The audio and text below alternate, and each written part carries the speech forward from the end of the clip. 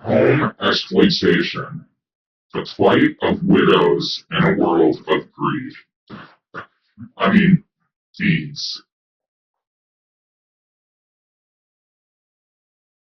Okay, we're going to start with a brief explanation of the housing market appraisal system.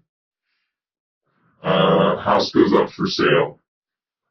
What you want to do is you consult an appraiser for the current home value. Okay, so you're gonna have your house appraised for it because you're not, we're assuming that on a 30-year note on a mortgage, you're gonna have owned the house for at least a long enough time that you're not within that window where you still know the housing market's value. Although that could be the case today with a lot of the house flipping going on, things like that. Either way, you're going to want an appraiser. If you're going to buy a house, you're going to want the house appraised first, and that way you have two different sides. Usually a mortgage company is going to want the house appraised probably at least once by their side by their own people. Okay, so an appraiser uses a proven method. They have a method, just like the scientific method. There's a method of steps you go through that actually legitimize it as a science. The appraiser also has a proven method, usually evaluating the sell amounts of recent nearby homes.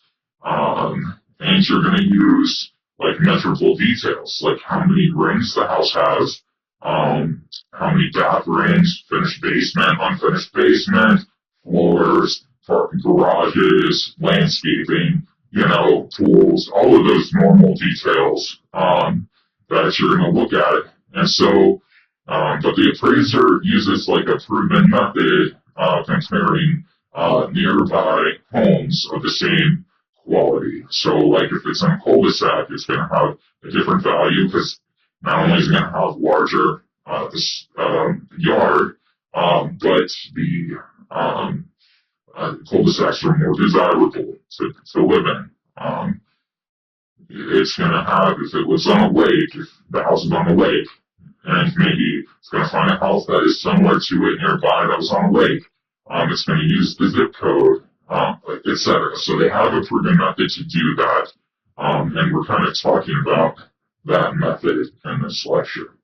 We're not going to get into the specifics. We're just going to talk about how people exploit it. Hence, exploitation of the appraisal system, specifically during the pandemic. Okay, when the pandemic happened, housing values went absolutely haywire. Okay, things went out of control. A lot of markets had housing supply deficits, pushing up demand. So if you lived in a $3 million condo or $1 million condo in Santa Monica, and you wanted to move to, as part of the new norm, you wanted more space, you're going to buy a suburban house in the middle of the country, far away from a large populous area, then you're going to a lot of people desired that at the same time, so there was a large supply in a small town, rural USA, suburban USA. They weren't having a housing boom going on, although some places were, like Austin. Austin was in a boom, Phoenix is in a boom, so they had the supply there, whereas, like, for example, Phoenix had the lowest inflation in the country during the pandemic, because they were already expanding, was already the fastest growing. Austin was having a housing boom. Dallas, Fort Worth was having a housing boom. Atlanta, Charlotte, some of these places were already in a boom, and so they just doubled down on development. While other places, other cities, weren't in that booming market, hadn't had a population boom in a long time, so they were in a supply deficit. This forced up the cost of housing, and people were paying 70 and 80,000 over asking price. But not all those people were people. And that's what we're getting to. Unless you want to go by the argument that corporations are people, which in a way they are, doesn't change anything, what we're talking about here. So, for example, the investment group Blackstone targets a specific zip. So I've been told by reliable sources, it was the word on the street, the word around town, okay, the talk of the town, was that this company, Blackstone, would target zip codes. Okay, and what they would do is they would purchase at or below market value initially, and this happened early in the pandemic. Okay, people needed to make money during the pandemic. Retail wasn't the place to do it. Restaurants not the place to do it. So service industry, and hotels and all these different things. Sports. There's no sporting events, so people were making money other ways, right? And one thing that they figured out they could do is they could buy a house at or below the market value. And the whole pandemic was a pandemic. The whole thing was a scam. Anyway, and by the way, I'm proud of us for not rioting during that period. I'm not talking about the people who did riot, the Antifas and all those people. I'm talking about the actual people that if we rioted, it would be actually bad. I'm proud of us for not doing so, not taking the bait. I do believe in hindsight that was a attempt to start a civil war, and that we were really tested during that period. And I'm just saying I'm proud of us for not taking the bait. We'll talk about the pandemic in another lecture. So if you purchase at, or hopefully you can get it below the market value, that's good. Well, the second home they would purchase in the same zip above market value, maybe like 40 or 50,000 above market value. But then they would purchase a third home, and the third home they would purchase way above market value, like $150,000. So you're selling a home, you're asking for $300,000. Well, Blackstone came in and they said, we'll give you $450,000. Now, what this did is, I'm not an assessor or an appraiser, okay? This is just what the word on the street is, and I do know a little bit about it, but basically, it takes the 3 recent home sales. Different states and different cities have different laws for the assessor, but basically, 3 different, for the appraisal process, basically, they look at the sale of the last 3 homes in that area. And so what this does is it fixes the market, okay? Because it showed a trend of increasing demand in that zip code for this particular style of home. And without doing any improvements to them, they would just turn around and resell it. Now they have a lot of money, a lot of capital that they're able to throw at these things. And that's what they did. So they resell the home at that new market level, say, is 40% higher than the actual price that they bought, that it used to be. And this sets the entire zip code's appraised value up to that $450,000 for that original $300,000 house. In this example, they resold the first home at the same price they bought the third home at, which was 67% over its original asking value. Thus, they made 67% more than they paid. Since the second home was purchased at slightly above asking value of 122%, but sold at the price of the third home, they lose a little bit of their return, at 45%. The third and final home they bought, they simply resell at the same price they purchased it at and make no money at that sale. The final result is a total net gain of 112%. This means they doubled their money. All right, the plight of the widow. The end result of this is that they artificially inflated the market value because of greed, and for their own personal gain. They did not think, or more likely, they did not care about the spillover cost society bears. Property taxes are calculated at the market value. Now, everyone in that area has to pay increased taxes as a result of this investment group's heinous market manipulation. While it is true that everyone suffers, the demographic that suffers the most is widowed women. It is also a statistical fact that elderly women and single mothers are the most at risk of falling into poverty. These two groups, but especially widowed women, generally bear the brunt of the increased tax burden, and therefore are the foci of this lecture. And taxes may vary by state and by city. They are all expensive. Okay, I mean, it can be a few thousand. These are the average state property taxes within each of the 50 states based off of a $300,000 home, which how many of us has one of those? Not many, since most of this audience is probably renting. Anyway, this is displayed in the middle column. And the tax assessed based on the average median home for that state is displayed on the right column. It's important to remember we're talking about a paid-off house. This is due to the fact that taxes are included in the cost of the mortgage. It goes into an account called escrow. Thus, if you pay your mortgage, you pay your taxes, and are likely not facing a tax lien crisis. But that is not the case for the widower. Let's say we have a widowed spouse who lives on a fixed income. Okay, maybe all of her life savings is in capital. She gets paid out of dividends. Probably not the case for what we're talking about here. Maybe a family worked hard their whole lives. This couple worked hard their whole lives, had kids, etc. And is living on now Social Security or what have you. Well, because the assessed value is 10 times higher, well, she was on a fixed income that doesn't pay her enough to pay for everything she needs, for food, etc., and still pay for the house. So, whatever the situation is, in particular, this is what's happening, and it's happening a lot. So, again, it's important to remember that the house is paid off, because your taxes you pay in with your mortgage. It's part of your mortgage. It's a way that was set up so that way people would actually pay their taxes. So they break it up over 12 months. Well, not so when the house is paid off.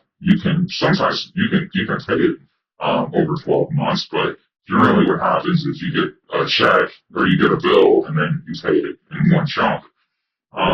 So the widowed spouse is unable to pay this higher tax because a group like Blackstone came in and inflated the market, and the addition that we already talked about with the international 1%, being able to afford those, ridiculously expensive houses and pay cash for them. So it's inflating the market. Otherwise, if people didn't buy them, it would come down. And a lot of this time, this group Blackstone are selling to these international buyers. So what happens at that point in time, and this is predatory, okay, and this is what they want to happen because people are greedy. The tax lien is then placed at the home after you don't pay it, after the widow doesn't pay it. It accrues tax debt plus interest. These are most of the state's interest charged on a tax lien. It ranges from 5% to 36%. Interest on a tax lien is a preposterous concept. Let's remember that the government bases its budget on a fixed amount from that property. So charging interest on it increases the revenue generated to the government and would give them a surplus. Not to mention that if the person couldn't pay to begin with, punishing them with interest is counterproductive. A fixed late fee would be more appropriate. And here, some of these states have absolutely no redemption period. Now that's just downright cruel. After about 2 to 5 years is when that house will finally go to auction. It depends on what state. In a state like Texas, I guess, that the city can come and put the tax lien and send your house to auction right away. Basically, at the auction, it goes to the highest bidder. Whoever buys that house, all they do is take from that chunk of the overall cost that you bought the house at auction for. The city just takes that tax fee from you. So again, this could explain why these large facilities are being built with tax dollars, but we all still spend the cost. Obviously, my philosophy is less taxes, have private business build the facility, and then lease it out to the government. This would be more beneficial and cost efficient to society, right? We want low taxes. We want people to have as much money as possible and spend as much as possible. You generate tax revenue that way. And speaking of taxes, income tax is illegal. This is double taxation. Okay? It's unconstitutional. You pay taxes on sales, not on your income and then on sales. And then when you go to purchase stuff, you're being taxed multiple times. I've talked about this before, and up to the point that up to 40% of your income is going for taxes. So say you make $100,000, Well, you own a house, you're going to pay a tax on the house, property tax, etc. You buy a car, you're going to pay a tax on the car. You're paying all these taxes out. So why is there an income tax? If people have more money, they would spend more. Okay, and then you could generate more on the income revenue received. Take a look at this. This is a list of most of the taxes we pay taken out of the median income per household in each state. Bear in mind, this isn't per person but per household. If we look at New Jersey, we see that of $80,000 earned, that household only has $53,431 left over to pay for all the things they need. That means they spend $26,569 just on taxes. Now, that's a lot of money. However, when we put it into percentage terms, I feel it tells a more complete story. So taking 53,431 divided by 80,000, we get approximately decimal 67. Multiplying it by 100 to make it into a percent, we see 67% of income is what we take home to pay our mortgages, food, car payments, insurance, clothes, etc. Now let's subtract 100 for 100%, and we see that we are taxed 33% of our total income. Bear in mind, I did not make this graph. My number was a bit higher, but taxation is not the point of this lecture. I will address it in more detail in the future. So the tax accumulates on the house. So first year she owned $5,000. Well, she's like, oh, I'll just pay that, with my tax return, I'll pay that, down the road. So she kicks the can, hoping to pay for it. Maybe she starts buying cat food and eating that, and saves money that way. But then the interest kicks in, and the interest is going to be pretty high. It says 5 to 35%. I think 5% is pretty common, about a 5% tax on the, $2,000 or $5,000. So then it builds up and continues to build on interest. Now you do have like a redemption period after the sale of an auction, and there's these different things like that. But literally, predators want this to happen. Okay, predators in government, predators in business, people desire this widow to be kicked out of her home so they can purchase the house and resell it at an enormous profit, increase their capital, and make money off the compound interest of their capital. All right. So, for example, the predatory organizations, right, and that's exploit the innocent. There are businesses out there established just for the purposes of scouring the market, looking to target these types of widows and families. Okay, they seek resale foreclosure homes. So a lot of times when somebody knows that they're going to lose their home or tax lien or go into foreclosure because they haven't paid their mortgage or whatever, they're going to go and try to sell the home as a buy owner. Okay? So there's a massive market for these tax lien acquisitions and these pre-foreclosure homes. I was talking to a developer who was making a lot of money outside of a $6.2 million condo complex. Okay, and he worked for, he